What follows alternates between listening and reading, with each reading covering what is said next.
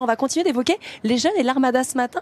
C'est le thème principal de notre émission. Et ces jeunes, eh bien, ils sont de plus en plus nombreux à choisir les métiers de la mer, notamment les métiers de la marine marchande. François Lambert, vous êtes donc le directeur général de l'ENSM, l'École nationale supérieure maritime. Alors un petit mot, c'est une école d'ingénierie française qui forme les officiers de la marine marchande et des ingénieurs œuvrant dans le domaine maritime. Et ce qui est surprenant, c'est que c'est une jeune école.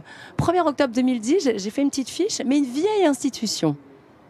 C'est parfaitement résumé. C'est une jeune école qui a un peu plus de qui a 13 ans, mais qui remonte à 1571 avec les écoles d'hydrographie. La première école ayant été créée à la suite de la bataille de Lépante, dans laquelle les Français ne sont pas. On a des mercenaires qui sont embarqués sur les navires de Nice ou les navires de Malte, de l'ordre de Malte, mais la France n'est pas présente. Et devant cette impossibilité finalement de participer à ce grand choc entre deux mondes, eh bien, un jeune roi qui s'appelle Charles IX décide de la création d'une première école d'hydrographie.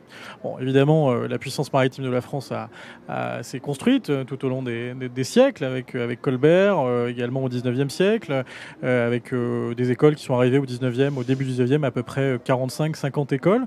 Et puis, l'histoire chemin faisant, on est arrivé à 4 écoles dans les années 60.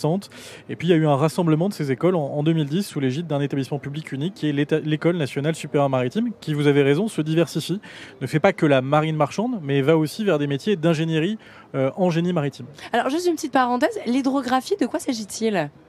L'hydrographie, c'est la connaissance des océans. Et donc, au départ, je pense qu'il y a une assimilation qui est faite par connaissance aux sciences de la navigation. Donc, ça devait être, j'ai pas fait de recherche complète sur cette question, mais une formation très lourde en matière maritime et qui confondait d'ailleurs le civil et le militaire. Aujourd'hui, on a des écoles qui sont plus spécialisées dans la matière hydrographique.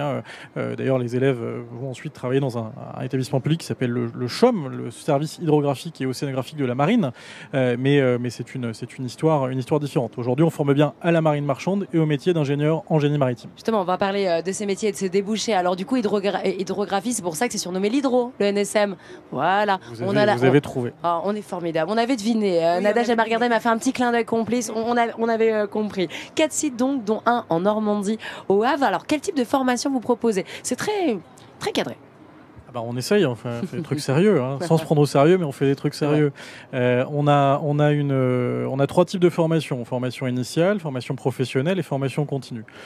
Je ne vais pas m'appesantir sur la formation professionnelle, mais c'est un champ important pour nous parce qu'il y a un sujet de promotion sociale. On peut partir dans ce secteur d'activité, on peut commencer sur un métier qui est un métier à la pêche, après un diplôme en lycée maritime, pour aller vers les plus hauts titres de navigation et commander des navires.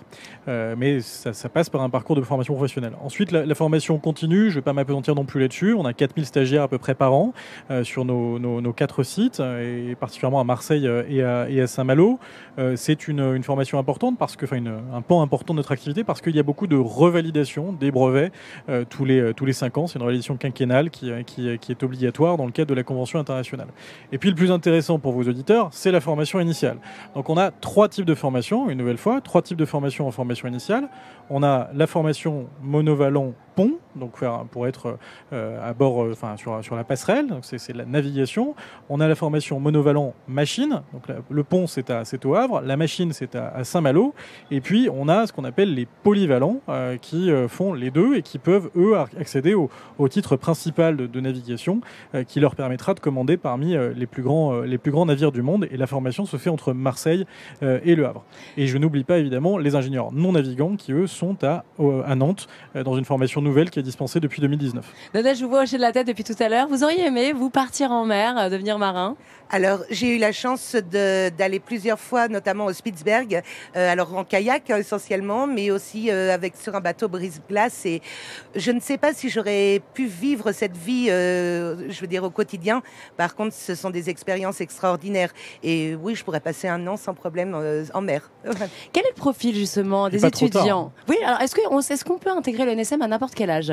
On peut intégrer le NSM à n'importe quel âge, sous conditions médicales par rapport à la navigation, parce que c'est quand même un métier exigeant, mais il n'y a pas d'impossibilité. On a des gens qui sont en reconversion de carrière et qui vont pouvoir faire notamment des formations courtes, parce que ce qui les intéresse, c'est naviguer assez vite. Donc, ce qui est le plus prisé, c'est les formations d'officier chef de quart passerelle, dit international, formation de 3 ans qui est sur le Havre. Et puis, ce sont des métiers qui se féminisent. Vous avez de plus en plus de filles qui font le NSM, et ça encore, c'est une évolution sociale.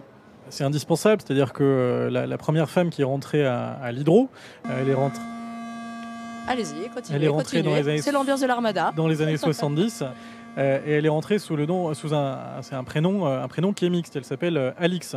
Et Alix donc a été la première femme à rentrer à l'école. Et aujourd'hui, on a un taux qui oscille entre 8% pour les mécaniciens et à peu près 30% pour les ingénieurs non navigants. Et puis, il faut savoir qu'après des années difficiles, l'activité est repartie. On parle même de plein emploi. Et ce sont des métiers où l'on gagne très bien sa vie et très vite. Ça aussi, ça rend attractif le NSM. Ça rend très attractif, bien entendu. C'est un métier dans lequel on gagne bien sa vie, mieux que dans d'autres secteurs d'activité. Effectivement, il y a une pénurie qui existe. Il y a encore un rapport qui est sorti hier sur le sujet. Il y a un besoin aujourd'hui de 9000 officiers. Il y aura un besoin de 35 000 officiers selon un rapport de l'ONU d'ici à la fin de la décade, d'ici à 2030. On a effectivement l'assurance pour les jeunes qui vont fréquenter notre école, qui vont rentrer par le biais de Parcoursup, de Parcours Plus, qu'ils auront un emploi et qu'ils l'auront durablement. Et puis il y a de l'ambiance à la NSM. J'ai eu la chance moi de visiter le NSM au Havre, et c'est cette vie communautaire, cette vie de marin. Il y a notamment le Grand Mât. Le Grand Mât, c'est le chef du BDE, c'est le marin le plus cool. Et ça aussi, ça rend très attractif aux formations. Ils sont tous cool. C'est vrai qu'ils sont tous cool. Il y a des chorales. Enfin, vraiment, il y a une ambiance au sein de la NSM qui est fantastique. Est-ce que, on les voit là d'ailleurs en train de chanter et de danser. Est-ce que c'est trop tard pour s'inscrire pour la rentrée 2023, François Lambert? Malheureusement, c'est trop tard, oui, parce que le système de Parcoursup et de Parcours Plus fait que il y a des anticipations à faire, mais il n'est pas trop tard pour venir nous rencontrer dans le cadre des journées portes ouvertes qui auront lieu dans le courant du mois de janvier 2024. On n'a pas encore les dates, mais c'est toujours les week-ends et c'est une fois par week-end sur les différents sites. Et évidemment, moi je voyais ce petit garçon Théo qui a 7 ans, et je fais le vœu que dans quelques années, peut-être pas à la prochaine édition de l'Armada, mais à l'édition suivante, il se pose véritablement des questions sur son avenir, que la question écologique soit prégnante, mais que celle du patrimoine, que celle de la culture ressorte, et qu'ils se disent oui, c'est peut-être là que je veux être, c'est au sein de ce type d'école, pour faire un métier qui a du sens. Il y a au moins 10 bonnes raisons pour devenir marin.